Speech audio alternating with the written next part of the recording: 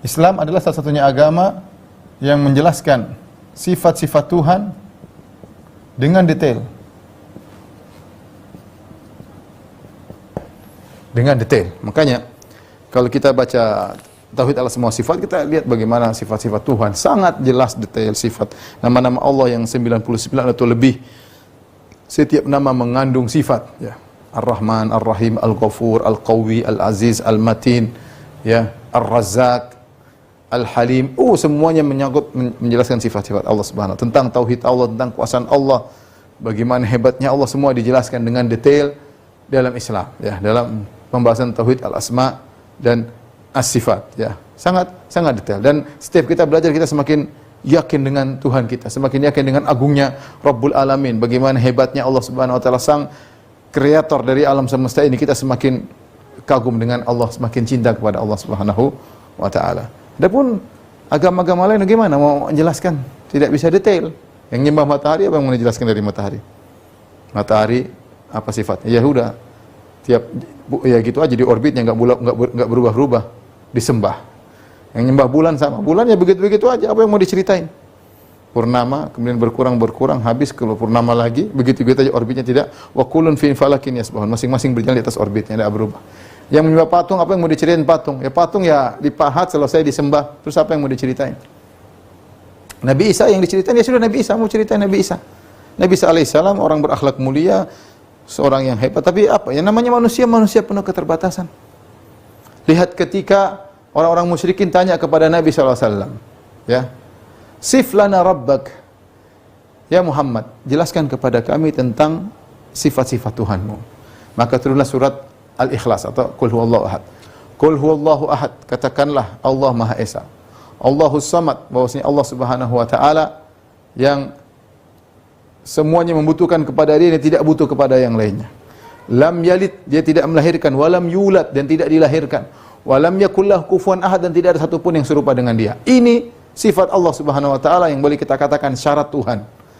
Kalau mau jadi Tuhan, kita lihat, kita kumpulkan semua Tuhan harus memenuhi persyaratan ini. Ya, dia harus Maha Esa. Kalau ada yang mirip dengan dia, ada berbilang bukan Tuhan namanya. Gimana Tuhan kok berbilang? Berarti dia tidak sempurna, berarti dia butuh yang lain nih. Dia bukan Tuhan. Harus pertama Maha Esa. Qul huwallahu ahad, Allahus Samad. Allahus Samad yaitu dia tidak butuh kepada siapapun dan semuanya butuh kepada dia. Ini syarat Tuhan. Kalau Tuhan ternyata lapar, Tuhan ternyata tidur, ya seperti Nabi Isa alaihissalam disembah. Ya, Tuhan ternyata perlu untuk dipahat. Ya gimana Tuhan? Tuhan perlu dikasih sajen misalnya. Ya gimana?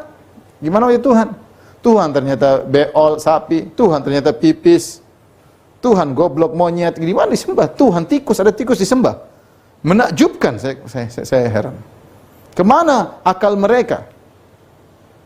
Ya, ini semakin menjelaskan tentang. Adapun Allah dijelaskan sifat-sifatnya dengan detail.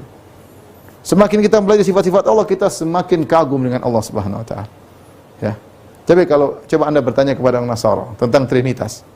Sampai Ibnu Taimiyah mengatakan dalam kitabnya, misalnya dalam kitab Al-Jawab As-Sahih liman baddala ad-din al-Masih, ya, din al-Masih, ada sekitar 6 jilid bantahan terhadap orang Nasara. Ibnu Taimiyah mengatakan, sampai dikatakan kalau kamu datang kepada 10 orang Nasara, kamu tanya tentang hakikat Trinitas, tentang Tuhan mereka, sifat Tuhan mereka, bagaimana hubungannya antara Allah atau Allah dengan Isa dengan Ruhul Kudus. Kalau kamu tanya 10 orang akan ada 11 pendapat. Akan 11 pendapat. Kalau kau datang ke sebuah keluarga, ada bapaknya, ada ibunya, ada anaknya, kau tanya tentang hakikat Trinitas, bagaimana hubungan antara Tuhan dengan anak, dengan Ruhul Kudus, akan ada perbedaan pendapat. Kenapa? Mereka tidak paham dengan apa yang mereka ucapkan. Sehingga mereka mengatakan, jangan berdalam, sudah terima saja, suruh taklid. Tidak logis. Gimana 1 sama dengan 3, 3 sama dengan 1? Tidak logis. Mau dipaksa-paksakan logis, tidak bakalan logis. Tidak bakalan logis. Ya. Oleh karenanya, agama lain kalau kita semakin perdalam tentang ketuhanan, kita semakin ragu. Semakin ragu. Ya. Tapi coba kalau Nabi Isa menjadi seorang sifat manusianya hebat. Hebat sebagai manusia, tapi bukan sebagai Tuhan. Nabi Isa hebat, bagaimana sabarnya, bagaimana luar biasanya, bagaimana, tapi sebagai pengajar, sebagai guru, sebagai muallim, hebat. Tapi kalau dijadikan Tuhan, jadi nggak laku, nggak benar. Tuhan kok begitu? Ya. Ya. Sapi kalau dijadikan sebagai hewan ya bagus, sapi. Nurut, dagingnya enak. Tapi kalau dijadikan Tuhan ya nggak bener. Jadi kacau ya. Tapi kalau Islam semakin kita belajar semakin yakin. Makanya saya bilang salah satunya agama yang belajarkan sifat-sifat Tuhannya secara detail adalah Islam.